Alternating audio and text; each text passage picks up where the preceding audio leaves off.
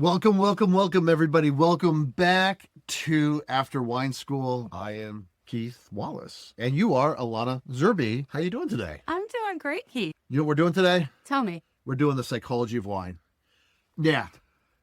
We're talking about what's in your head, not my head, because no one wants to see that shit. It is fucking scary. So we'll talk about that in another podcast. Yeah, that's a horror show we can't handle here. No, absolutely not. Absolutely not.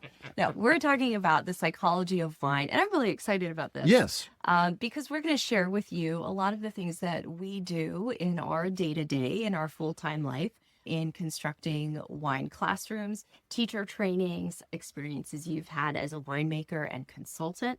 And so we're going to share some secrets with you about what's going on, the subtext anytime that you are drinking and enjoying wine. Folks, have you ever been to a wine tasting and you had the most amazing wine you ever tasted? You bought a case of it, you brought it home, you poured it, you tasted it, and you hated it? It's not you. It's not you. Your brain actually edited that wine. It rewired that wine and rewired your own brain. It's so true, Keith. Yes. Oh. Appearance versus reality. This was, I hate to brag, but when I was a high school senior, I was in... Whoa, wait. Okay, wait a minute. Does it have to do with the college football team? I wish. Latin tutor and library aide. I wish. No, I was at home Friday nights, believe me, and Saturday nights. But I was in advanced English Yeah. with Dr. Rempe, and he taught us Shakespeare, and he taught us one of the great themes in Shakespeare, which was appearance versus reality. Wow. And Dr. Rempe's been on my mind. I've actually been trying to do some lucid dreaming to recall. He had us do a song with choreography before every class. And it was so brilliant because it primed us to get out of our heads. You know, we're baby Gen Xers obsessed with not being a poser, not being fake. But yet he was calling on us to dive into these great works of art. Anyway, he's been on my mind. If anybody from Bishop McDevitt High School in the late 90s remembers Dr. Rempe's dance, I'll continue to try to do some lucid dreaming and have it come back to me, but I would love to know what that dance was because it was so smart. But he taught us about appearance versus reality, how something can be right in front of us, and just because of context and history and our own desires, we completely change the story. And I think in the wine world, there's no better instance of this happening than the Judgment of Paris.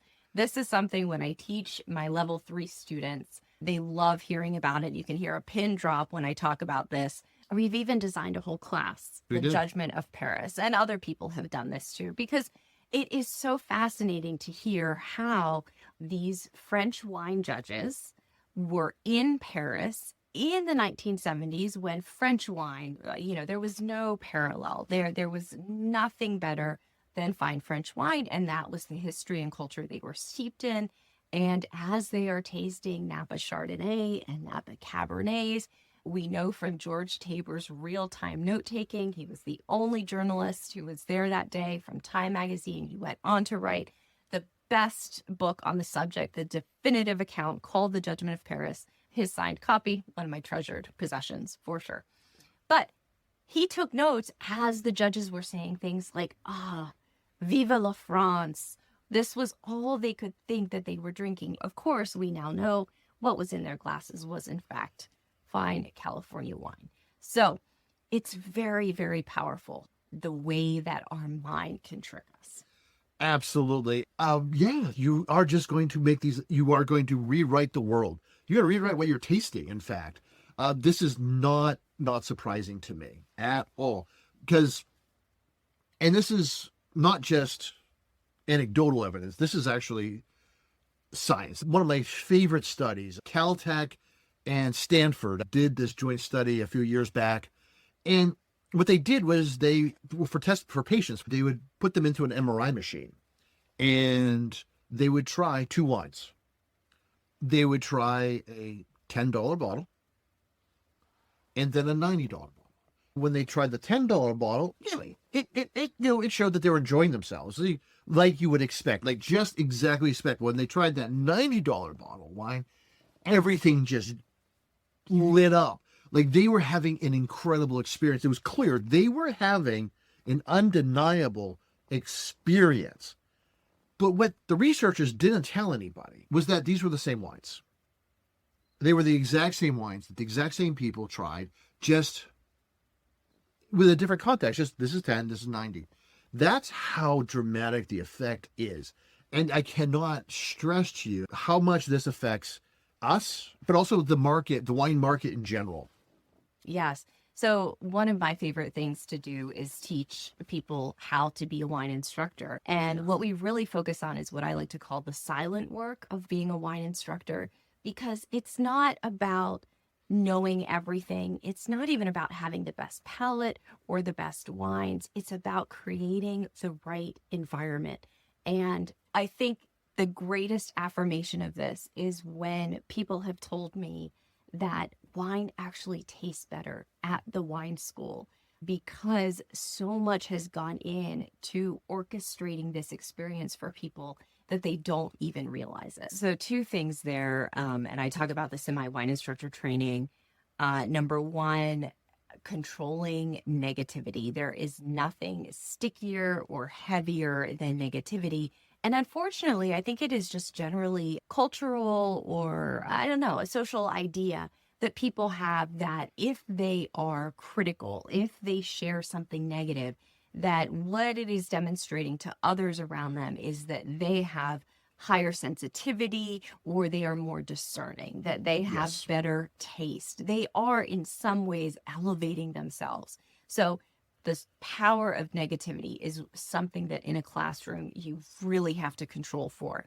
You need to know who others in the classroom are going to be paying attention to, because they are going to be having an outsized effect. So part of the silent work of creating the right environment is taking this all into account and seamlessly integrating things. So it just seems that like, oh, that problem went away. It just kind of solved itself.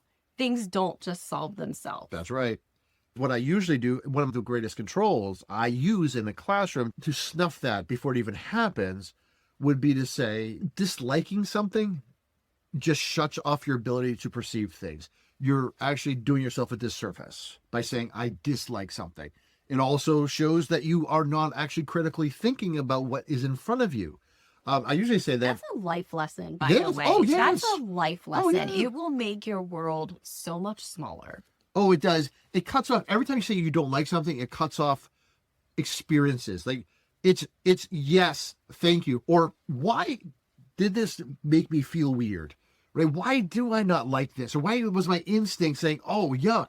Right? Why? Ask that question first, because you don't know what it is. It just might be that, it's just something that hits you in a weird way. I swear to God, running wine classes and running a wine school for so long, like I can pinpoint when someone doesn't like something, it's because of something in their past. When I'm in the middle of my foundation program, doing a component class, there are people who I'm we're working together hand in hand, trying to say, why don't you recognize, or why can't you identify roses? And it'll always come out to be something like, my mother died and roses were her favorite. Oh my God. Things like that. It always comes, like, I have to do like 90-second psychologist, like to figure out why someone's not or someone doesn't like something, can't smell it. It's always something like that. You got to break through. Yeah, it's always the saddest lives of people who say, I don't like things, or I don't want to do that because I don't think that's cool, or that's not prestigious enough, or whatever it may be. Yeah. And you talk about prestige bias. Oh, yeah. That's true. Because this is something that happens all the time. So prestige is that thing. If you think it's prestigious, like I talked about in the beginning, if you think it's expensive, you're going to like it. Mm-hmm. If you think it's prestigious, you're going to like it. There's ways of actually identifying this. For instance, if I stand up in a suit and tie in a class and say, this is a great wine, you should love this, everyone will love it. If a bottle, you don't even have to have somebody there just saying, this is lovely. You can have a bottle. If it's heavy, if it has a beautiful, expensive gold or silver label, if it has like etching or some other anything on the bottle itself, you're gonna take that and say, "Oh, this is great." Like you're gonna look at this bottle and you're gonna say, "Oh, this is worth $100. I'm gonna buy it." And then you're gonna take it home because you spent $100 on it. You think this has to be good. And you pour it like, "Oh, this is amazing." Just that alone, it doesn't have to be good in that bottle. And I can tell you, as a winemaker, the times when I knew that I had to have substandard product, I was always grateful working at Napa that our wine was going into a very fancy bottle. Because I knew that even if it wasn't the best vintage I ever did, I knew that people are still going to love it and we weren't going to hear any complaints. Because, yeah, it's just in a nice bottle. And it's amazing how powerful that is. Prestige is one thing, but social influence, right? It doesn't have to even be a thing. It doesn't even have to be a thing. It could be just a person. And it doesn't have to be, even that person doesn't have to be in front of you. Your brain can be controlled like a cult member by a dude who writes a magazine review. It happens. This happened. This was the 90s and the early aughts. This dude named Robert Parker, some of you know them, some of you don't. You know, if you're my age, you know him. Because he was the most important person in wine for decades. What did he do? He wrote wine reviews about wines he liked or didn't like. That's it. That's all he did. The entire wine buying market in America just started buying the wines that Robert Parker liked. He thought they were 95-point wine. They all bought it. If he thought they were not good, they didn't buy it at all. It was insane to watch this happen. It was such a big effect. I mean, we call it the Parker effect, but it actually changed not just people's buying habits, but how wineries and winemakers made wine. That's power. That is a level of social influence that was off the charts. Now we're at that point where people can actually start making up their own minds again, and people are. That's fantastic. At the school, because we started in that Parker era, I swear, I always wanted to be the anti-Parker. I wanted in our classrooms to make sure that people never, ever were influenced by me or anyone else. The classroom itself, lovely, but we always wanted to make sure you could make up your own mind.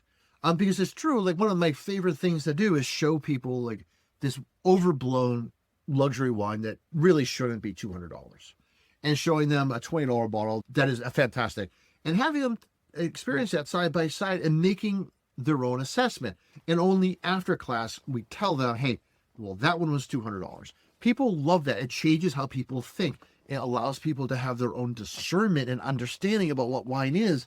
That's what we want. That's my whole goal, is not to have people being led. And I think that's a big difference between us and a lot of other things. Mm-hmm. Even wine books, I gotta say, a lot of wine books just say, oh, this is what's good, this is what's bad. No. We'll tell you what's there and let you decide. Absolutely. Yeah. So let's talk about some cognitive tricks. Oh. Because there is a lot that goes into not just what I call the silent work of teaching wine, but constructing wine classrooms too. So oh, yes. There are some famous cognitive tricks in wine. And if you've been around long enough, you've encountered one of them. There's a famous French experiment where they dyed white wine with red dye and had sommeliers on record describing beautiful plum and dark fruit notes in the wine, never mentioning anything stone fruit, citrus, maybe tropical, things that you would anticipate with aromatic profile of a white wine. So we know that's a famous one. There's another famous one, this has been done to me, where you have a lineup of 3 wines and 2 of them are the exact same. And your brain is so primed to give 3 different readings because it's 3 different wines in front of you. And it's absolutely shocking that 2 of them are the exact same. It happens all the time. Visual cues are so important. So just having 3 glasses saying, hey, they could all be the same wine and your brain would want to notice different things.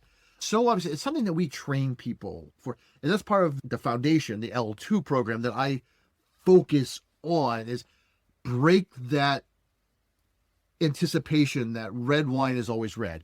Because I've done so many different studies on this. If I give you a glass of Chardonnay, here you go. And then I pour you a glass of the exact same wine, but I tinted red. You don't know that's the same wine. It tastes exactly the same, but it's red. You are going to think it's a different wine. You're going to describe it differently. Red fruit, rich, tannic, even though there's no tannins at all. It's mind-blowing. So this is something that we work on, and we have a great way of doing this. I can't tell you because that's part of the class secret of how we do this. But yeah, to break sommeliers of this cognitive trait, this instinct. But as a winemaker, I know this on that hand because I am always making sure that my red wines have massive pigmentation. And I'll actually add extra enzymes into the fermentation to make sure that I extract as much pigment as possible. That's how people, when they look at a red wine, they think, oh, it's expensive. Or like, oh, darker it is, the richer and more expensive it should be. Yeah, it's something that, yeah, that's psychology. And just knowing that you do this is really important. If you know you do it, that's the first defense against actually the dark arts, right? That's what I'm giving you here. Defense against the dark arts. Yes. Yes. 2 things on that. Yes. So number 1, knowing the dark arts, knowing what is going on in your environment that can influence you. So I have an example. On a recent birthday, I was in a city that I love, and it was my birthday. So drinking had commenced with lunch, and I was walking around, stumbled on in a little wine, it wasn't even a wine shop, it was a gourmet shop. And they happened to have an Alsatian winemaker there pouring his wines. And so I have such good memories of Alsace. And I knew these wines were not amazing, but I insisted on tasting through all of them. And I purchased several, and I knew as I was purchasing them, what I was exchanging currency for was the experience. Yes. And that when I got home, these wines were not wines that I was going to break out to my big wine snob friends and say, oh, I discovered this and you're going to be blown away. No. I knew it was about the experience and extending that experience. That's what I was doing. Exactly. And I bet you weren't even drinking glasses. You probably were drinking little plastic cups. Oh my gosh, Keith. Yes, exactly. Yeah, because so that's how these things are. And you love it more. It tastes great. Yeah. You take it home. It's like, yeah, you know that you have actually primed your own brain. Like, you know what's going to happen. You know that there's a little bit of prestige bias. There's an influencer effect going on. You're doing it. And you think, I'm okay with this. And yeah, and you're just enjoying the situation and then extending it more. But also at the same time, it's a different environment. An environment matters so much. And like, you think about going to a restaurant, right? How beautiful it is. But think about actually the food as it's served, right? It's that perfect placement of the entree. It just, everything looks perfect. And when you eat it, it's just amazing. But then if you actually didn't finish it and you take it home with you, it's in that little box, and you eat it, you're like, it's good, but not really that good. What was I thinking? The appearance is everything. This is Set and setting. Set and setting, baby. Yeah, it's not just for hallucinogenic drugs, people. All right. So I designed wine schools, right? One of the things of running a wine school means that I had to design them because certain things matter when you're tasting wines. Now, think about what the perfect setting is. It's actually when you're calm, when you feel good, but you're alert, right? How do you get there? It's all lots of wood and glass, and it's temperature controlled, where it's always 70 degrees. And it's always around 60% humidity. Every surface is wood. Oh, there's also brick in there. It's a beautiful, like, unfinished brick. And all the tables are wood and handmade, but they're all classroom tables. And the chairs, and this is the most important thing, the chairs are uncomfortable. Everyone complains about it, but they don't realize it's a part of the trick that we do. Part of the set and setting. And you know what the best chairs are? Pews. I know, having grown up in the church, my father's a minister, knowing that those pews, oh my God, after 90 minutes, they hurt, but you're really focused. That's what you want. So even the lighting, there's no blue light anywhere. So it's quiet. It's perfectly soundproof. And these things all matter. And what it does is it reduces your anxiety from the outside. The outside world has already disappeared. Within 5 minutes, you don't notice, you don't realize that you are actually on 22nd Street in Philadelphia, downtown.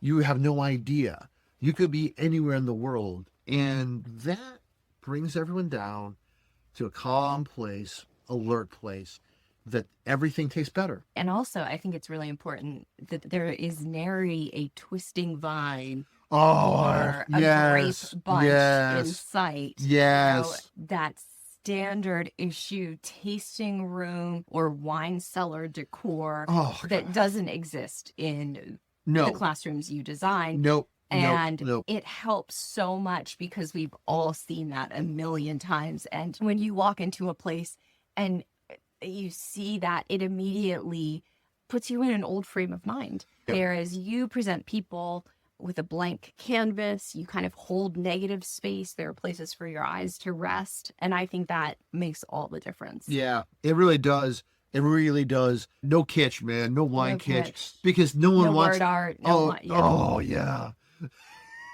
Yeah, I live life, laugh. What is that? Dumpster bath? Oh, I hate it so much, obviously. Now, what's the goal of a wine shop? It isn't to make you comfortable. It's actually make you buy things. And who is the largest wine buyer in America, percentage-wise?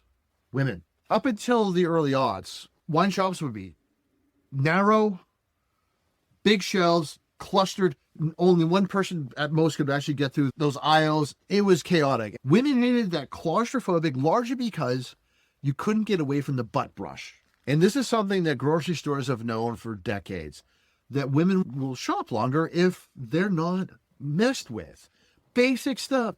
It took a lot. Now, I was in a team that helped design these, and we just stole everything from grocery stores and saw how they treated their customers. I always, instead of designing it for my height, like, 6 foot tall dude, we actually designed it for people, women, someone who's actually like more likely going to be 5'6", have all the shelving at their height, so that they can see everything. They feel comfortable, so everything makes them comfortable wanting to stay there longer, and the longer they stay, then other things will start taking shape. For instance, those social influence, having our wine people there making some recommendations when they ask. Prestige bias, having wines like clearly set apart as being our prestige line, having them at a certain place, right? Higher up rather than lower down. And these are all, guess what? All of these at higher markups. So we're making more profit on these because it's a business. We're utilizing psychology, basic psychology, to convince you to calm you down, allow you to explore, and the things you're exploring more likely are going to be things we want you to buy. Yeah. Evil. So I do it both ways. Yeah, I do it both ways. Yeah, good and bad. Guess which one pays me more, by the way. So just FYI. Yeah.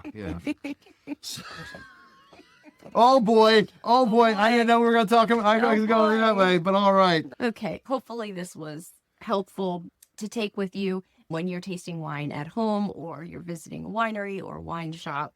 And if you're curious, like if you actually like something, like if you have an expensive bottle, well, get yourself 2 mason jars, get a wine, you like, and then this expensive wine. 4 of them in each mason jar, and then put them to the side for an hour. So that way you forget which one's which. Then come back. You could, of course, you could just drink from the mason jar, but, pour one glass in the other and try them side by side. Do you really like that wine? Is it good? It'll give you a better idea when you're not looking at that big, shiny label with a big fancy name on it. Because honestly, it's one of the things I've always done. And I remember I did this with you many, many years ago when we were at a trade tasting. And it's very clear some things are just pure marketing. They're good, but they're not as good as the price point would imply. But yes, So there you go. Yeah. And folks, if you like this, like and subscribe. Please, it does so much good for us. If you like this, subscribe. Also, if you want more, if you want some real education in wine, the National Wine School is the only place you can really go. That's at wineschool.us. Highly recommend it. We're a part of it. Our ideas about psychology and how to actually give you an authentic wine experience, actually the core, the basis, the foundation of all their programming. Absolutely, Keith. And folks, if you happen to be in the Philadelphia area, please do stop by the Wine School of Philadelphia and see us in action in our full-time jobs. We really appreciate your listening. Absolutely. Cheers, folks. And before you go, next episode, we're going to jump into history, wine history. We're going to go into everyone's happiest, most fun time. First of all, the medieval era. I mean, who doesn't love the medieval era for wine? Who doesn't love that? But of course. Fantastic. Cheers.